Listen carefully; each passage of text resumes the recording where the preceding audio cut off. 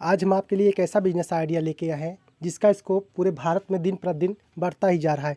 इसी मौके को देखते हुए बड़ी बड़ी कंपनियां जैसे अमूल, पराग, मिल्क मोर या मदर डेयरी हो, सभी इस बिज़नेस को करने के लिए मैदान में आ चुकी हैं। और अब इसी मौके को देखते हुए भी पतंजलि भी इस रेस में शामिल हो चुकी है। और ऐसे में हर कंपनी ग्राहकों तक अपनी पहुंच बनाने के लिए अपने अपने डिस्ट्रीब्यूटर रख रही है। ऐसे में अगर आप इस प्रोडक्ट का डिस्ट्रीब्यूशनशिप ले लेते हैं तो ये आपके लिए काफ़ी फ़ायदे का सौदा साबित होगा। ऐसे में मौका है आपके पास पतंजलि का डिस्ट्रीब्यूशनशिप लेने के लिए। और अगर आप पतंजलि का डिस्ट्रीब्यूशनशिप ले लेते हैं तो यकीन मानिए ये इंडिया के अंदर सबसे भरोसेमंद ब्रांड है और इंडिया के अंदर सबसे तेज़ बढ़ता हुआ ब्रांड पतंजलि ही है। और बात करें इससे होने वाली आमदनी की तो आप महीने का 50,000 रुपये से लेकर 1,00,000 रुपये तक बहुत आराम से कमा सकते हैं। तो आज हम बात करने वाले हैं पतंजलि के पशुहार डिस्ट्रीब्यूशनशिप के बारे में। अगर आप पतंजलि के पशुहार का डिस्ट्रीब्यूशनशिप ले लेते हैं तो यकीन मानिए इसकी डिमांड पूरे भारत में बढ़ती ही जा रही है। चाहे गांव हो या शहर, हर जगह दूध का उत्पादन भारी मात्रा में किया जा रहा है। ऐसे में अगर आप इन राज्यों से हैं, चाहे पंजाब हो, यूपी हो, राजस्थान हो, बिहार हो या हरियाणा हो, गुजरात हो, आप कहीं से भी हैं, हर जगह आप देख रहे होंगे कि दूध का उत्पादन भारी मात्रा में किया जा रहा है। ऐसे में किसानों को पशुहार की आवश्यकता पड़ती है और वो अच्छे ब्रांड का पशुहार लेना पसंद करते हैं। अगर आप पतंजलि के साथ जुड़ जाते हैं तो यकीन मानिए आपको ग्राहकों की कोई कमी नहीं होने वाली है। तो आगे हम आपको इस वीडियो में बताएंगे पतंजलि पशुहार का डिस्ट्रीब्यूशनशिप कैसे लें, किन किन चीज़ों की रिक्वायरमेंट होगी, कितना पैसा लगेगा, कौन कौन से डॉक्यूमेंट लगेंगे और आपको कितनी प्रॉफिट मार्जिन इस बिज़नेस में आने वाली है। आइए अब बात करते हैं, अगर आप पतंजलि पशुहार का डिस्ट्रीब्यूशनशिप लेना चाहते हैं तो आपको किन किन चीज़ों की ज़रूरत पड़ने वाली है। तो इसके लिए आपको एक बड़े गोदाम की या ऑफिस की ज़रूरत पड़ेगी। आप इसे बनवा लीजिए या इसे आप लीज पर भी ले सकते हैं। इसके साथ आपको वर्कर की ज़रूरत पड़ेगी, 1 या 2 मज़दूर आपको रखने पड़ेंगे। इसके बाद आपको डॉक्यूमेंट्स की ज़रूरत पड़ेगी। जो जो डॉक्यूमेंट्स लगेंगे आगे हम आपको इस वीडियो में बताएंगे। इसके साथ आपको हम ये भी बताएंगे कि इस बिज़नेस के लिए आपको कितना इन्वेस्टमेंट करना होगा। अब हम आपको बताते हैं अगर आप इस बिज़नेस को करते हैं तो आपको कुल कितना इन्वेस्टमेंट करना पड़ेगा, आपको कितना खर्चा आएगा इस बिज़नेस को करने के लिए। तो आपको गोडाउन बनवाना पड़ेगा। सबसे पहले गोडाउन बनवाने के लिए आपको 1 या 2 लाख रुपए की ज़रूरत पड़ेगी। अगर आप चाहें, हमारी बात मानें, तो शुरुआत में आप कोई एक गोडाउन लीज़ पे ले लीजिए। लीज़ पर लेकर अगर आप इस बिज़नेस को करते हैं तब आप, अगर आपका बिज़नेस कुछ दिन बाद चलने लगे तब आप गोडाउन को बनवाइए। शुरुआत में आप इस पर 1 या 2 लाख रुपए फालतू मत के खर्च कीजिए। आप इंतज़ार कीजिए, जब आपका बिज़नेस अच्छे से रन करने लगे तब आप अपना अलग गोडाउन बनवा लीजिए।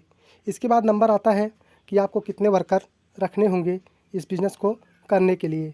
तो इस बिज़नेस को करने के लिए आपको आवश्यकता अनुसार 1 या 2 वर्कर की आवश्यकता पड़ेगी, जो कि आपके माल की ढुलाई वगैरह में काम आएंगे। इसके बाद अगला नंबर आता है आपको सिक्योरिटी फ़ीस कितनी जमा करनी पड़ेगी, क्योंकि कंपनियां तभी अपने प्रोडक्ट की सप्लाई करेंगी जब आप उनके नियमानुसार उनकी सिक्योरिटी को भर देते हैं। बिना सिक्योरिटी के कोई कंपनी अपने प्रोडक्ट की सप्लाई आप तक नहीं करेगी। तो ज़रूरी है आप सबसे पहले इसका इंतज़ाम करें कि आप सिक्योरिटी फ़ीस कैसे जमा करेंगे। सिक्योरिटी फ़ीस की बात करें तो ये 1 से 2 लाख रुपए आपको लगने वाले हैं छोटे लेवल पर करने के लिए। वहीं अगर आप थोड़ा सा मीडियम लेवल पर करते हैं, थोड़ा सा बड़ा लेवल करते हैं, तो आपको 2 से 3 लाख रुपए की आवश्यकता इस बिज़नेस में पड़ेगी। अब बात करते हैं एक्स्ट्रा आपको कितना खर्चा आएगा। आप जब कोई नया बिज़नेस शुरू करते हैं, सभी को पता है कुछ ना कुछ एक्स्ट्रा खर्चा आता है। तो आपको 50,000 रुपये रखने पड़ेंगे। दौड़ने भागने में, इधर उधर में ये 50,000 खर्चा होंगे शुरुआत में, तो इसे भी आप ऐड करके चलिएगा। अब हम बात करते हैं अगर आप डिस्ट्रीब्यूशनशिप लेते हैं तो आपको किन किन डॉक्यूमेंट की ज़रूरत इस बिज़नेस में पड़ने वाली है। तो आपको आईडी प्रूफ के तौर पर जो है Aadhaar card, PAN card, voter ID card जमा कर सकते हैं। इसके साथ साथ अगर आपको एड्रेस प्रूफ के तौर पर आप राशन कार्ड या इलेक्ट्रिसिटी बिल लगा सकते हैं। इसके बाद आपको बैंक अकाउंट और पासबुक की फ़ोटोकॉपी लगानी पड़ेगी। इस बिज़नेस को करने के लिए। इसके साथ ही आपको अपनी एक ईमेल आईडी और फ़ोन नंबर भी देना पड़ेगा। और इसके साथ ही कंपनी आपका फाइनेंशियल स्टेटस जानने के लिए कुछ अदर डॉक्यूमेंट मांगती है। अगर आप फाइनेंशियल डॉक्यूमेंट के लिए अपना इनकम सर्टिफिकेट लगा सकते हैं। इसके साथ ही आपको जीएसटी नंबर बनवाना पड़ेगा। तो बस इतने ही डॉक्यूमेंट आपके इस बिज़नेस में लगने वाले हैं। अब बात करते हैं पतंजलि पशुहार के लिए आप कैसे आवेदन कर सकते हैं। आवेदन आप दो तरीके से कर सकते हैं, ऑनलाइन और ऑफलाइन। ये दो तरीके हैं। आप चाहें तो ऑनलाइन कर सकते हैं या अगर आप चाहें तो ऑफ़लाइन भी कर सकते हैं।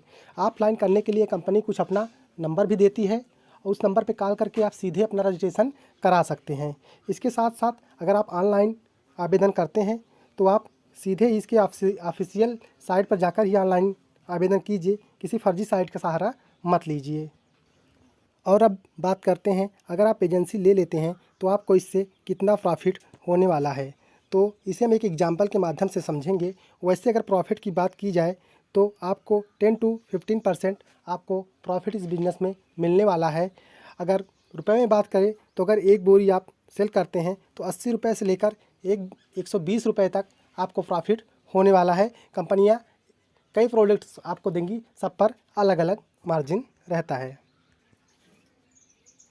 इस हिसाब से मान लीजिए अगर आप महीने में 500 बोरी का सेल करते हैं और आपको इस पे 10 to 15% प्रॉफिट मार्जिन मिलता है, तो आप अनुमान लगा लीजिए कि आपको 40 से 50 हज़ार रुपये का प्रॉफिट हर महीने होने वाला है। जब आप इसका डिस्ट्रीब्यूशनशिप ले लेंगे तो कंपनियां खुद ब खुद आप तक माल डिलीवर करेंगी। बस आपको अपने उस गोडाउन में माल को स्टॉक करना है और वहां से छोटे दुकानदार तक आपको माल सप्लाई करनी है। और कोई छोटी दुकानदार 100 बोरी 50 बोरी से कम ख़रीदारी नहीं करता है। तो आपको ज़्यादा कुछ नहीं करना है, सिर्फ कुछ दुकानदारों से मिलकर अपने धंधे को आगे बढ़ाना है। और पतंजलि एक ऐसा प्रोडक्ट है जिसके लिए आपको ज़्यादा परिश्रम करने की ज़रूरत नहीं पड़ेगी। और हमेशा की तरह हम अपने वीडियो के अंत में हम आपको बिज़नेस से जुड़े कुछ खास टिप्स देते हैं। तो आज इस बिज़नेस से जुड़े कुछ खास टिप्स हम आपको देने वाले हैं। जब भी आप इस बिज़नेस को करने जाएँ तो इस बिज़नेस से जुड़े किसी पुराने आदमी को ढूंढें जो इस बिज़नेस को कर रहा हो और उससे सलाह मशवरा ज़रूर करें। इसके बाद आप सिक्योरिटी फ़ीस की बात करें। जब आप सिक्योरिटी फ़ीस जमा करने लगें तो अच्छे से सोच समझ कर ही जमा करें। ऐसा ना हो किसी फ्रॉड के चक्कर में आप फंस कर अपना पैसा गंवा बैठें। इस बात का ज़्यादा ख्याल रखिएगा क्योंकि पैसा है अनमोल, इसे आप इस तरह मत गंवाइए। और बिज़नेस को जब भी शुरू करें तो छोटे स्तर पर शुरू करें। स्टार्टिंग में बहुत बड़े स्तर पर शुरू करने की कोशिश मत करें, क्योंकि जब आप छोटे स्तर पर किसी बिज़नेस को शुरू करते हैं, अपने हर वीडियो में बताते हैं, तो आप बिज़नेस को अच्छे से समझ पाते हैं। आप एक छोटे लेवल से उठते हैं, तब अगर आप बड़े लेवल पहुंचते हैं तो आपको ज़्यादा आसानी होती है बिज़नेस करने में। एकाएक आप किसी बड़े बिज़नेस में उतरें फिर उसे आपको संभालना मुश्किल हो सकता है। इसलिए आप जब भी बिज़नेस करें तो आप छोटे लेवल पर बिज़नेस की शुरुआत करिए। और सबसे बड़ी बात, जब आप बिज़नेस में उतरें तो धैर्य ज़रूर बनाए रखें। स्टार्टिंग में ज़्यादा इनकम के चक्कर में न पड़ें। ये ना सोचें कि हमारा पड़ोसी तो महीने का 50,000 कमा रहा है, हम 10,000 ही महीने का क्यों कमा पाए। तो स्टार्टिंग में ये मत सोचिए, क्योंकि वो जो आपका पड़ोसी है वो काफ़ी दिन से उस बिज़नेस में जुड़ा हुआ है, इसलिए वो ज़्यादा कमा रहा है और आप थोड़ा कम कमा रहे हैं। लेकिन समय के बीतते बीतते आपकी इनकम भी बढ़नी शुरू हो जाएगी। तो इसी उम्मीद के साथ हम आपको छोड़े जाते हैं और उम्मीद करते हैं आप एक अच्छा बिज़नेस करेंगे और ज़िंदगी में आगे बढ़ेंगे। और हम एक बार आपसे फिर रिक्वेस्ट कर रहे हैं, अगर वीडियो पसंद आई हो, आपको कुछ नॉलेज मिला हो, तो वीडियो को लाइक ज़रूर करें।